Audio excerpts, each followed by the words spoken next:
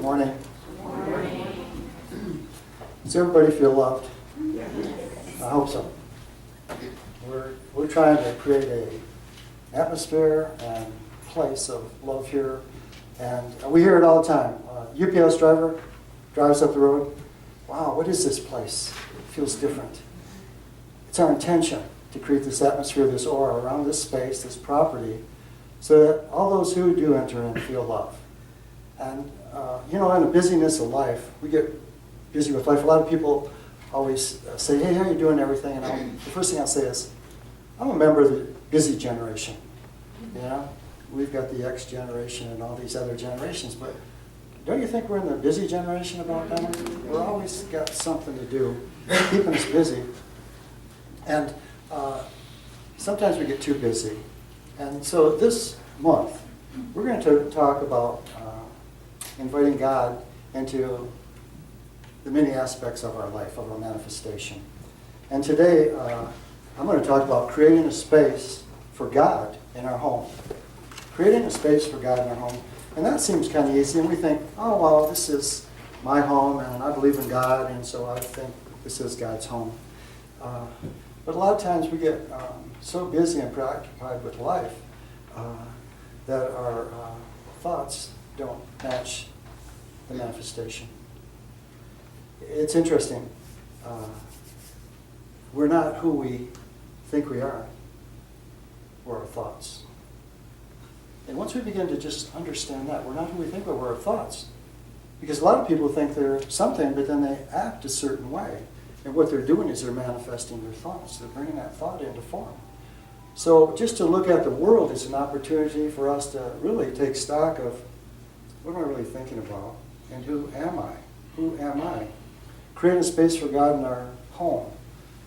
As I prepared for this service, I was going through the aquarium, and there's bunches of stories about homes and people's situations and a lot of things going on in their homes, and then how we can begin to look at the bigger picture of, we are one with all. And I think the first one that we can really look at and can catch our attention, remember the story when Joseph and Mary are going to Bethlehem to register to vote. Okay. Anyways, they're going there, and she's with child, and they go there, and everything's crowded, and the inn is full. Oh, wow, isn't that something? We're too full. I think we got a place in the stable that you could stay. That was real nice. But, to look at that, just that one statement, the inn is full. The birth of Jesus is really the birth of God's love made manifest in the world. So, is there room in the inn for God's love? No, there's no room. And if you look at an inn or a hotel, aren't there all different kinds of shades of consciousness in that? People come and go and traveling for maybe business, for family, for love, for sickness, whatever. So there's all this consciousness, all these ideas that get mixed up. And you know what? Everybody is prioritizing their life. And a lot of times, that priority of God's love isn't there. I think that's a really neat analogy, the inn is full, that we could look at our world, our life sometimes, is, am I creating a space for God's love in my world, in my life? And so what they do, they went to that cave. They went to that place of humbleness and love and acceptance. Humbleness, love, and acceptance. So that child of God's love could be birthed. So love could be birthed. So that love isn't birthed in raised consciousness in the outer world. That love is birthed in that inner sanctum of love, acceptance, humility. I just love Christmas, and every time I hear that song and the story, it just reminds me about it. I hope my inn's not too full to receive love, God's love. Another short story in the aquarium is it's about Ruth and her husband Asher. And Jesus used to always go to Bethany, and his cousins, Mary, Martha, and Lazarus, they lived in Bethany, suburb Jerusalem. And he'd always go out there, and that place was a haven of love for him. He went there, and they just loved him and accepted him They honored him. They didn't put him on a pedestal. He was their family. They recognized his mission. They recognized his vibration. And he just loved to go there because he could just go there and relax and be fed, because wasn't he feeding everybody all the time? So he goes there one day, and Ruth is there, and she is their sister, and she's married to a man named Asher. And Ruth is a disciple of Jesus. She's following, she's disciplining her life to the beliefs of Jesus the Christ. So she's a disciple, and she's there. And so Jesus is talking with her. Hey, what's going on? What are you doing here? Well, Asher, he is not listening to me. He's like a Pharisee type person. Totally believes in the Mosaic law. He's Jewish. This is great. He believes in that. He lives in that. He's disciplined in that. That's great. And so here's Ruth is disciplined to Jesus, to maybe a teaching of love. Oh, he doesn't believe you're the Christ, and he thinks that I'm being bad by even talking about you in our house. And so there's this big escalation. Says, okay. He just says, you're out of here. So she goes to their house. And so she's telling Jesus, and she's kind of proud. Oh, wow, Jesus, I stood up for you. You see? Until they're making Asher the bad guy. And so Jesus listens to her story and he goes, Ruth, what are the teachings of the Christ? And it's like love, humility, you see? Non-resistance. Non-resistance.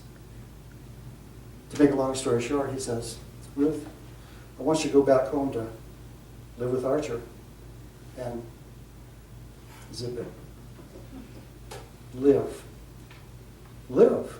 Live as the Christ would live. See, a lot of times people want to get an intellectual understanding of God, love, Christ, all these really good, powerful energies. And do you see how that could be an example of our thoughts not matching our actions? She still had a lot of judgment thoughts in her mind that were trying to wrestle and fight the thoughts of love. So he sends her back to Asher and goes back and, we will catch him later. And Jesus, one of the servants in the inn was sick when Jesus was staying there. And so he healed that servant, and with unconditional love and acceptance and all that. And then from that moment on, Asher's heart was softened.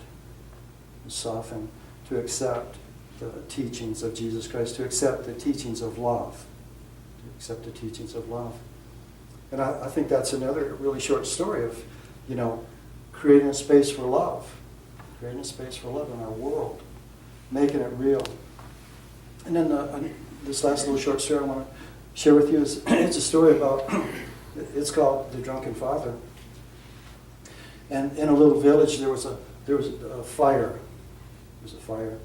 And everything's really built really close together, and they have wooden roofs and brick walls and everything. And so the fire just keeps jumping and burning everything. And Jesus is there, and they get everybody mobilizing to put the fire out and everything. And then even one time Jesus walks up these steps through the flames and brings back down a little baby. He's having dominion, see, over the elements, because he knows who he is. He's that Christ, one with God energy. So it's like comes down, doesn't have a burn or an ash or anything. And then he said, well, y'all can do that. You just got to get in that consciousness, get in that oneness with God. But so after the fire gets put out and they're sitting around, this little girl comes up to Jesus, and she kind of like tugs on his hem, and he talks with her, and she says, I need you to come and help me out. My father's a drunkard, and my mom works from sunup to sundown. She brings home the money, and Father takes it and goes buys wine. And we don't have anything to eat most of the time. Can you come and talk with him? That home needs some love, don't you think? And so Jesus goes to the home, and it says it's just a hovel of a mess and dirty and unkept and everything. And he goes in, and there's the dad just laying on some rags on the floor, with a hangover. How's that? And the first thing Jesus does, he comes up to him, he takes him by the hand. Takes him by the hand. Takes him by the hand. I forgot to tell him he was part of the service. He takes him by the hand. And the first thing he says to him, brother. He calls him brother.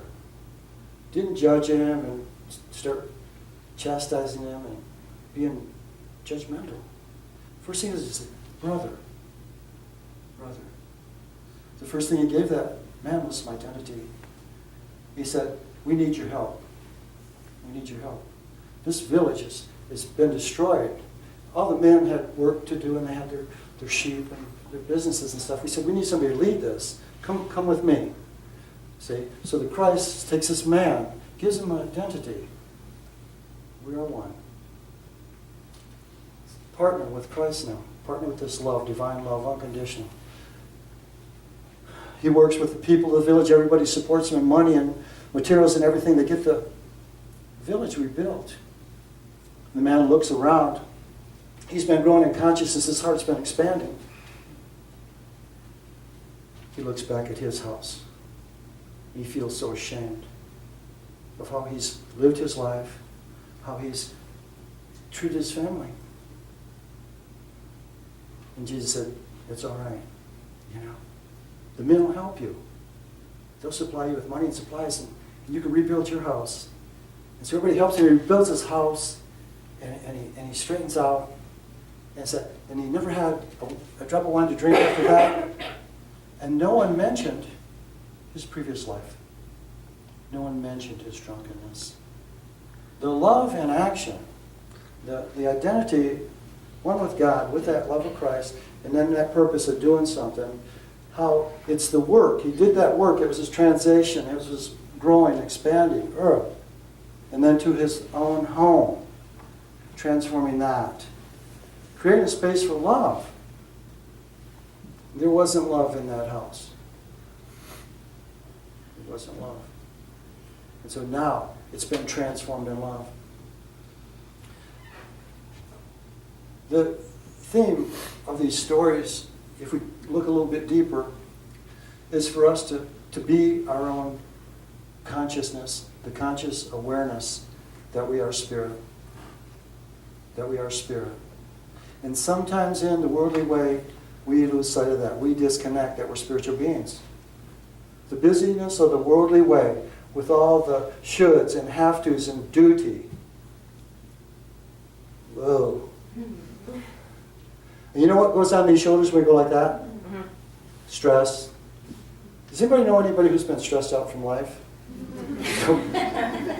Go. Stress. We get stressed out.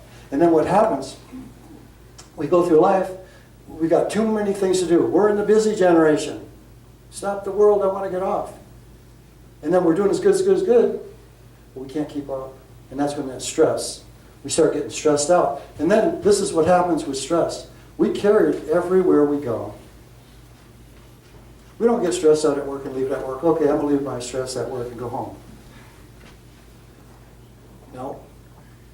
Stress is our buddy. We're partnering with stress instead of God. We take that everywhere we go. Everywhere we go. And we've seen it. I mean, we see it demonstrated in our world. Do you think people that have road rage are stressed out? There's lots of examples of people that are stressed out in the world. There isn't room for love in their world. They haven't made a space for love in their world, in their home. See, the light that lighteth every man who cometh into the world, every man, every woman who cometh into the world, that Christ's light is love. As love, Christ is love. The love is within us. See, we're the living temple of God. We are the living temple of God. That's our true identity. And if we create a space for that inner love, that inner light to begin to grow and expand, it'll remind us who we are. But as we continue to focus on the outer world, and the trappings of the outer world, we're going to let the world tell us who we are. We're going to let the world tell us we're not doing enough, we're not good enough, we're not pretty enough. You see? That's not the truth of who we are. See, every light that lighteth every man, every woman that cometh into the world is that love. The love. Let there be light. That's the firstborn. That's within us. So we are the love of God. We're perfect. You know what? So what if we haven't mastered our perfection in form? That's what this journey is all about. That's what our lives are all about. We're in the process of remembering who we are, and then becoming who we are, and then being who we are. And that's where judgment throws us off track. You know that saying when we go, well, they're doing the best they can. We got to start taking that to heart, not just giving it kind words. Oh, they're doing the best they can. No, we've got to go within our hearts and let those words come from our heart. And as we speak those words, they're doing the best they can. We send those words on a wave of love. And then that love goes to them and lifts them. So their temple, see, their body temple, we are the temple of the living God. So we can be that radiation of love wherever we go. Wherever we go. I think everybody could make their own definition of what a home could be. But for me, I think, so Patrick Cindy has this. So we like our home to be a haven of peace, a place of love, security, joy, happiness, beauty. You see, these qualities, these are God qualities. And if we can create an environment, an atmosphere, an aura around our house, in our house. That's what I mean, like this property has this aura around it. It has an atmosphere. So you feel it.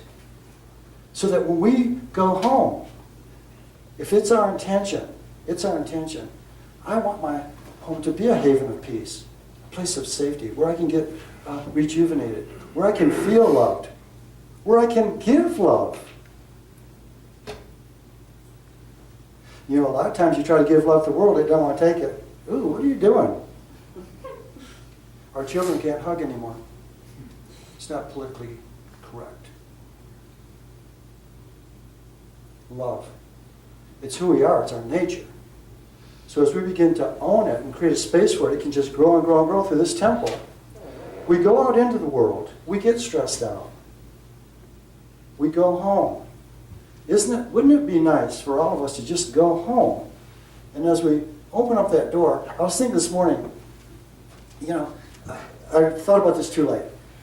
What we should do is we should have all these little cards, you know, with love grows here on them, and give them to everybody. So that when you went home today after church, and if anyone wants to do that, I'll get cards and you can write your own love grows here. You know, and then put that on your front door. And so when you came home every day, you'd look at that and go, love grows here. Love grows here. Just a little reminder. It'd just be a disconnect from traffic, from the worldly way. Love grows here. Breathe that in. Come on, breathe in. And then you know what? When I go in there, that's my directive. Oh, to be loved. To be who I am. To be who I am. We don't have to work at being loved. We just got to allow ourselves to be loved. We've got to allow ourselves to be loved. And that's what we can do with our homes. To allow our home to become a space where we feel loved, supported, accepted. Accepted. That's a powerful, powerful word. Do you know how many people don't feel accepted in life? How about our home? Shouldn't we at least feel accepted in our home? We're supporting it, we're creating it, we're building it. To be accepted in our space. If we take our house and turn it into a home, our home will be a destination place.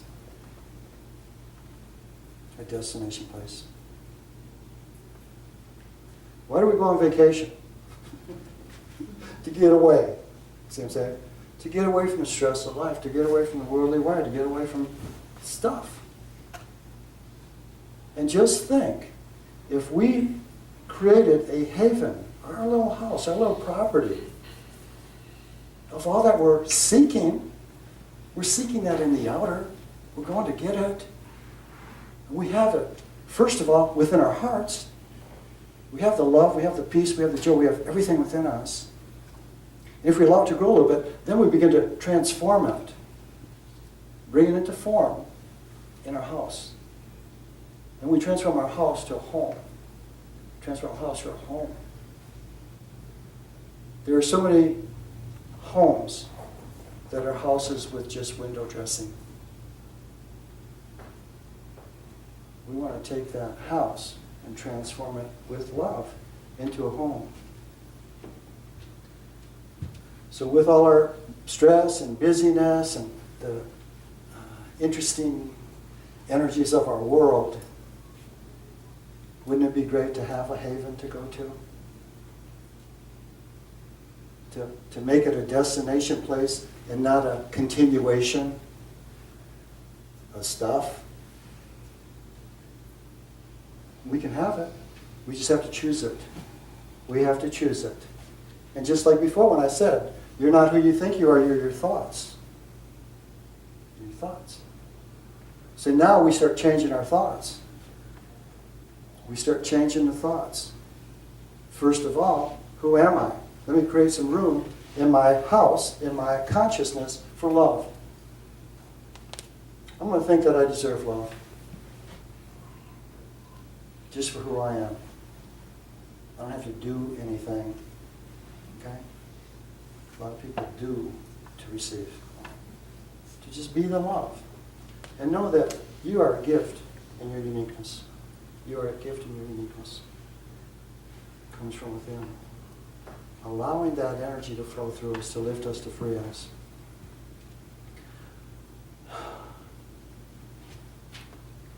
If we want a place that we're loved, accepted, rejuvenated, transformed, feeling one with God, feel okay to talk with God, ask God, listen to God, hear God, we choose it. We have to choose that. And the first thing we have to do is we've got to make room. Our inn is full. Our inn is full. We all got too much stuff. We can start letting go of things that don't support our true nature, our spirit, or love. To just let go. I am love. I am love. Take it out of here, to put it here, and now to act lovingly. To see our brothers and sisters lovingly. From our heart, going, they're doing the best they can. We don't know their soul path. We hardly know ours.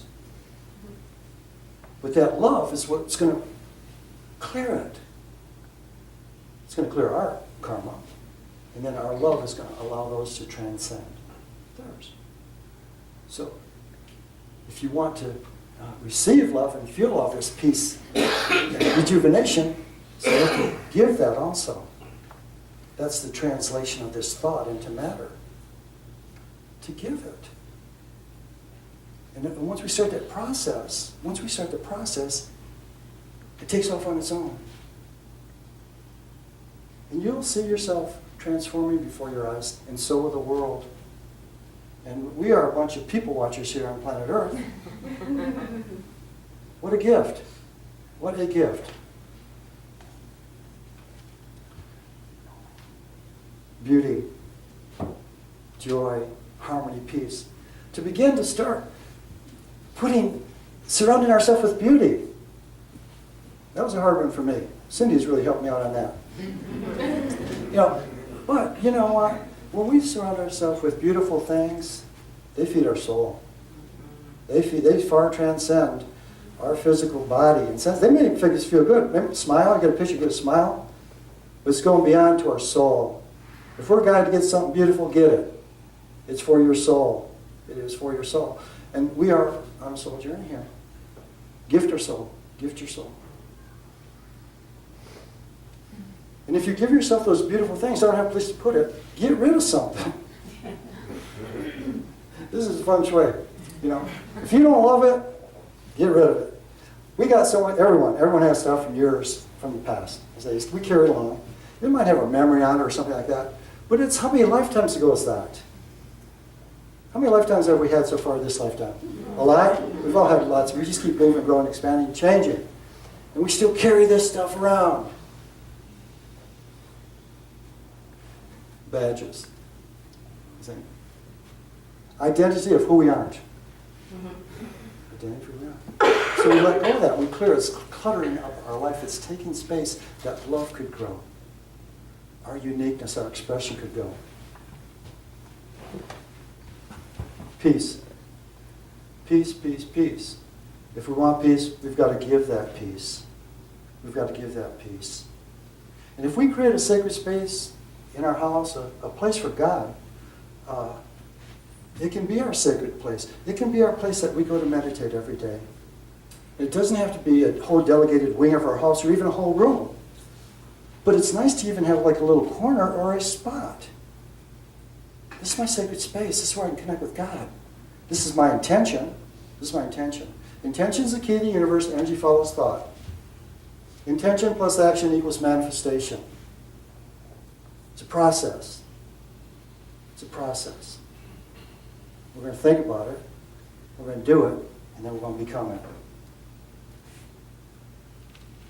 We have to think first. And we've got to take those steps.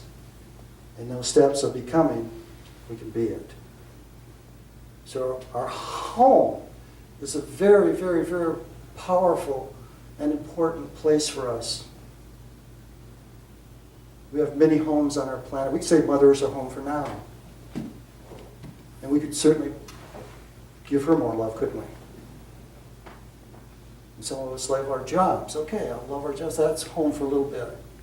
But to always remember to leave room to create a space for love, for God. For God. We are love. It's just being who we are. Being who we are. And as we do this, we can truly create a home that is a destination place.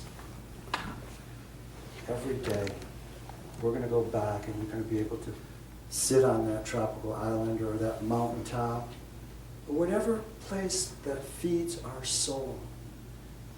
Just sit down and close your eyes and breathe. And you can go there. It's as real as this. It's as real as now. Claim it. Choose it. And it's yours. It's yours. Let's go with that.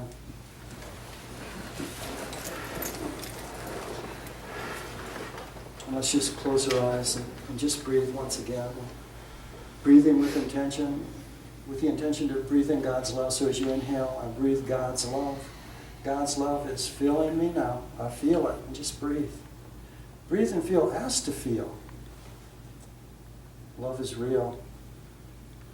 I ask to feel your love, Father. And as you breathe, just feel your body getting soft and receptive, your consciousness expanding, getting softer and softer, quickening and lifting. Lifting into that space of harmony, divine harmony. Just let yourself go and feel yourself being lifted now.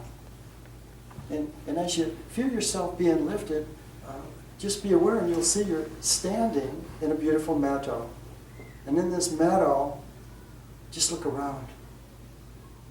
The beautiful blue sky and the sunshine and the breeze. Feel the ground and the grass underneath your feet. Breathe in the energy of this place. This place of divine harmony and love. And just feel how good it feels just to be here, to be in this energy, to be in the energy of divine love.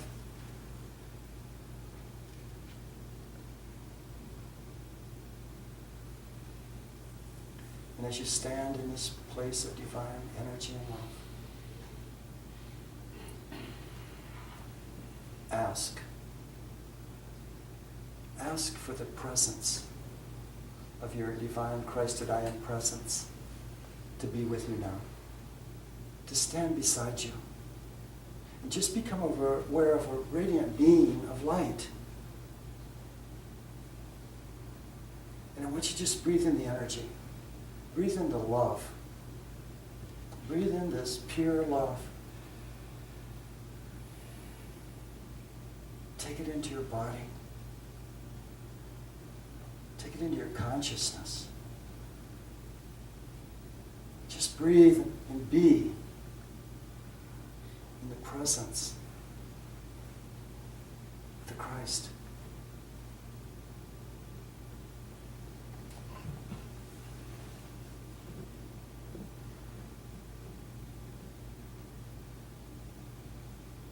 And as you stand with His pure love,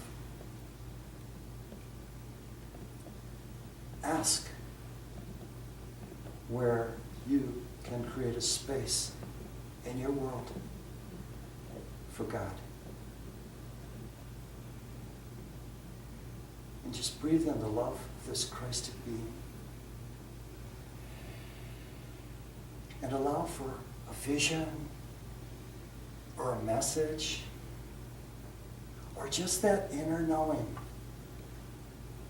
from on high, from your higher self. And as you see or hear or know,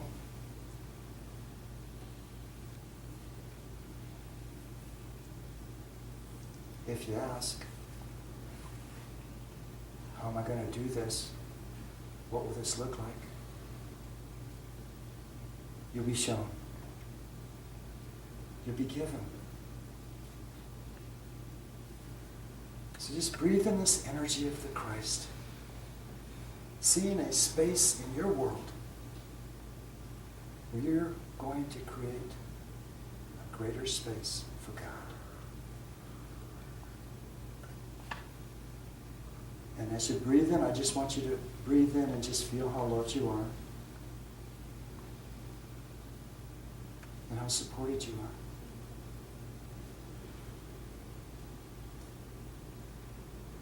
And from your heart, you can hear these words.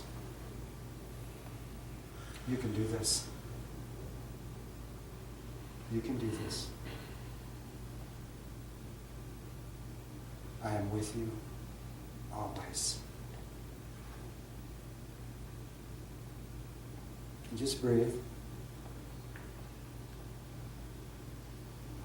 Look into the eyes of that Christed being, and from your heart, say thank you, thank you, thank you.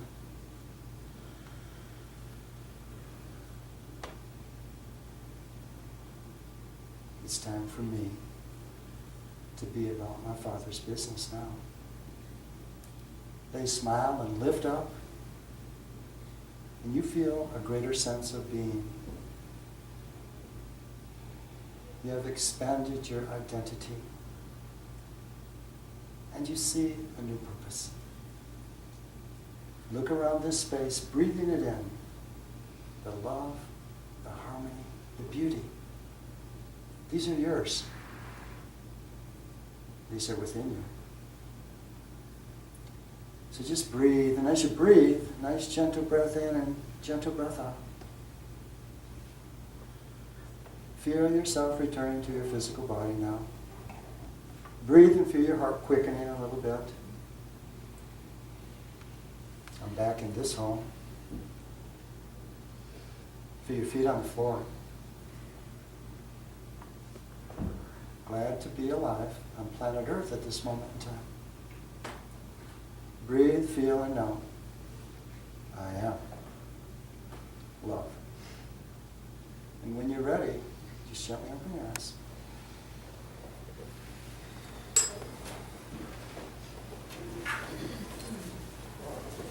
It's that easy to go to that place of divine love and harmony. It's available to us all. It's ours to choose Ask and you shall receive.